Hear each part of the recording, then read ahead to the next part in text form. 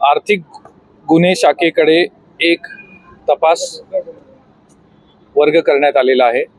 Storage हे मुंबईत सध्या जी माहिती आहे त्याप्रमाणे 5 शोरूम्स आहेत जिथे पॉन्झी आणि MLM अशा स्कीम्सचं मिक्सचर मिळून एक स्कीम चालवली जात होती। थोडं आणि ह्या स्कीमच्या अंतर्गत विविध नागरिकांकडनं ते पैसे स्वीकारायचे, त्या पैशांच्या बदले त्यांना ॲस्टॉनिशिंगली हाय रिटर्न्स असे प्रॉमिस केले गेले आणि त्याचे जेव्हा रिटर्न्स थांबले नागरिकांनी तक्रार केली आणि त्याप्रमाणे हा गुन्हा दाखल करण्यात आला आहे शिवाजी पार्क पोलीस स्टेशनला।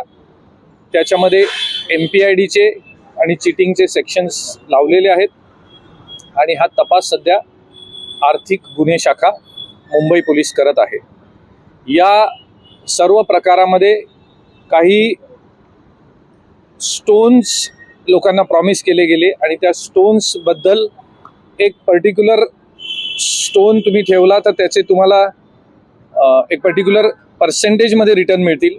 काही जणांना 3% पर वीकपासनं ते 7% पर वीकपर्यंत रिटर्न्स, जे की कुठल्याही स्टँडर्ड्सनी पॉसिबल नाही वाटत, असे प्रॉमिस केले गेले आणि ऑब्व्हियसली त्या प्रॉमिसेस फेल झाल्या। अजून ती सर्च चालू आहे। त्यात आम्हाला महत्त्वाचे इन्व्हेस्टमेंट पेपर्स, कॅश, ते जे स्टोन्स आहेत ते स्टोन्स हे मिळालेले आहेत आणि ॲज वी स्पीक ती कारवाई चालू आहे। ज्या टोरेज कंपनी होती त्यांचे अतिशय म्हणजे ग्लिटरिंग असं ते शोरूम आहे, त्यामध्ये हे त्यांचे काही अशा पद्धतीच्या हाय एंड बॅग्स आणि एकच फॉर्मॅटचं हे सर्टिफिकेट दिलं जायचं।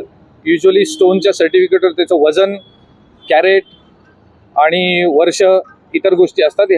हे जे सर्टिफिकेट दिलं गेलं आहे, हे जे ऑथेंटिसिटी कार्ड आहे, सर्व स्टोन्सला एकच कार्ड दिलं गेलं आहे। म्हणजे हे in the multiples of some thousands हे बनवले गेले आणि ते त्यांच्या हातात दिलं गेलं। काही तिथे गिफ्ट हॅम्पर्स दिले गेले जिथे हे अशा टाईपचं असे अनेक कुपन्स तिथे आहेत जे लोकांना प्रॉमिस केले गेले। तिथे काही पॅम्फलेट्स आहेत आज शोरूममध्ये जिथे हे अपार्टमेंट मिळेल आणि त्यांना गिफ्ट मिळतील, एक कार सुद्धा इथे ते प्रॉमिस केलेलं आहे। तर ह्या सगळ्या प्रकारचा हा स्कीम आहे। आर्थिक गुन्हे शाखेच्या वतीने आम्ही हे अपील करू इच्छितो की शिवाजी पार्क पोलीस स्टेशनला आम्ही एक सेल ओपन केलेलं आहे। ज्यांची मुंबईत त्यांनी इन्व्हेस्टमेंट केलेलं आहे तर ते येऊन एक MPIDचा फॉर्म आहे तो फॉर्म भरून डिटेलमध्ये आपली इन्व्हेस्टमेंटच्या संदर्भातली माहिती त्या फॉर्ममध्ये ते देऊ शकतात, जेणेकरून त्यांची किती इन्व्हेस्टमेंट होती आणि त्याच्याबद्दल त्यांना काय रिटर्न आलं ह्याचं ऑथेंटिक आमच्याकडे रेकॉर्ड जनरेट होईल, ते पुराव्याक आम्ही यूज होईल। थँक्यू। आता ती प्रोसेस चालू आहे, सध्या ती प्रोसेस चालू आहे। कॅश मिळालेली आहे, ती एक्झॅक्ट किती आहे ती जेव्हा प्रोसिजर कंप्लीट होईल त्यावेळी मी सांगू शकेन। सध्या जी आम्ही फिर्याद दाखल केली आहे ती 13 कोटींच्या आसपासची होती आणि आजपर्यंत जे फॉर्म संध्याकाळपर्यंत आलेत ते साधारण अजून 5 कोटींचे रुपयांचे फॉर्म्स आलेले आहेत। जसं लोकांना कळेल तसे लोक त्या शिवाजी पार्क पोलीस स्टेशन इथे जे सेल उघडण्यात आलेले तिथे येऊन ते फॉर्म भरतील, तर ती डेली फिगर वाढण्याची शक्यता आहे। या प्रकरणी कोणाला अटक केली आहे का? मागच्या वर्षी जून महिन्यात शिवाजी पार्क पोलिसांनी समन्स बजावलं होतं या कंपनीला, मग तेव्हापासून पोलिसांनी काय कारवाई केली नाही का किंवा कुठला तपास केला नाही का? आता जर काय झालं असं तर मग हे सर्व थांबवता आलं? आता हा तपासाधीन बाब आहे। या सगळ्या गोष्टींकडे आम्ही इन्व्हेस्टिगेशनच्या अंती आपल्याला कळवू शकू। या प्रकरणी कोणाला अटक केली आहे का? मुख्य आरोपी कोण आहे? आम्ही सध्या 3 जणांना अटक केलेली आहे आणि ते सध्या पोलीस कस्टडीमध्ये आहेत, त्यांच्याकडे इंट्रोगेशन चालू आहे। या गुन्ह्याची व्याप्ती ही मोठ्या प्रमाणात असल्यामुळे प्रत्येक वेळी नवीन नवीन गोष्टींचा उलगडा होतोय, तर जसे ते होईल तसा आपल्याला संपर्क आम्ही कळू.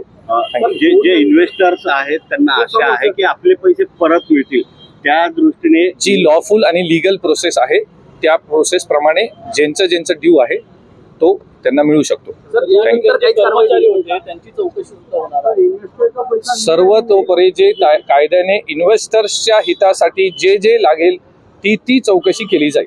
सर, पण शिवाजी पार्क Thank you. पोलिसांनी दुसरं वेगळ्या भाषेत पूर्णपणे न्यायालयीन झालेली आहे, आता काय सांगायचं समोर न्यायालयीन म्हणजे आता ही तपासाधीन आहे. ही आता सध्या गुन्हा तपासाधीन आहेत. इन्व्हेस्टर्सच्या हिताचं जे जे आहे ते प्रत्येक स्टेप EOW मुंबई घेईल.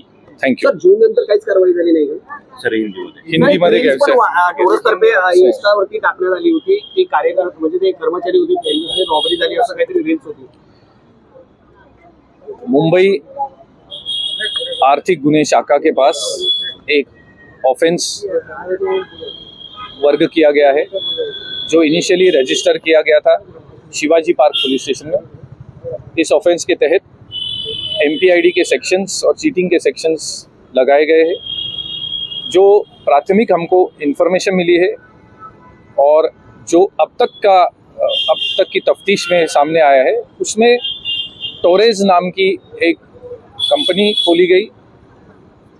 इट इज़ बिलीव्ड कि वो पॉन्जी एंड MLM स्कीम को मिक्स करके एक स्कीम बनाते थे जिसमें कुछ स्टोन्स दिए गए और उस स्टोन्स को लेने के बाद आपको पर वीक 3% से 7% के उनके कई स्लैब लोगों को प्रॉमिस किए गए. पर वीक इनको रिटर्न्स मिलेंगे और इनको जब ये स्प्रेड करेंगे इस स्कीम को तो जो स्प्रेड करने वाले आगे के चेन है उस लेवल में उसको उतने परसेंटेज में पैसे मिलेंगे. तो it is a combination of Ponzi as well as multi level marketing scam. इसमें कुछ लोगों को वो जो आप ये शोरूम देख रहे हैं इस शोरूम में जो स्टोन दिए गए उनको एक स्टैंडर्ड कार्ड दिया गया जिसमें कोई वज़न नहीं है, उस स्टोन का कोई डिस्क्रिप्शन नहीं है, न कैरेटेज है जो कि यूजुअली एक ऑथेंटिकेटेड इसमें होता है. तो इसी टाइप के हज़ारों कार्ड बनाए गए और जो कस्टमर्स को दिए गए. कुछ कस्टमर्स को ये स्कीम्स उन्होंने प्रॉमिस किए थे, किसी को फ्लैट मिलेगा, कुछ लोगों को कार्स दी गई है और लकी ड्रॉ के तहत वो कुछ ये इस टाइप से कार्ड्स बांटते थे. इससे आकर्षित होके काफ़ी लोगों ने इस स्कीम में इन्वेस्ट किया है. अभी जो हमने अब तक की तफ्तीश में 3 लोगों को गिरफ्तार किया है और काफ़ी पैमाने पे कैश, ये जो स्टोन्स, कुछ डॉक्यूमेंट्स, इन्वेस्टमेंट डिटेल्स हमने अभी सीज किए हैं. एज वी स्पीक हमारी तफ्तीश जारी है. सर्चेज कई जगहों पे चल रहे हैं. इन्वेस्टर्स के हित को प्रोटेक्ट करने के लिए हर स्टेप EOW मुंबई उठाएगी. थँक्यू. सर, एक प्रश्न होता, ही जी जागा आहे ती भाड्याने घेतली गेली त्या सगळ्या गोष्टींच्या रजिस्टर जेव्हा भाड्याने जागा घेतली तेव्हा तो एक क्लॉथ केला जातो की कोणाच्या नावावरती रजिस्टर होती, काही माहिती आहे का? प्रत्येक जी बाब आहे ह्याची गुन्ह्याची व्याप्ती ही मोठी असल्यामुळे खूप इन्व्हेस्टर्स त्याच्यात इन्व्हॉल्ड असल्यामुळे काही ठिकाणी शॉप्स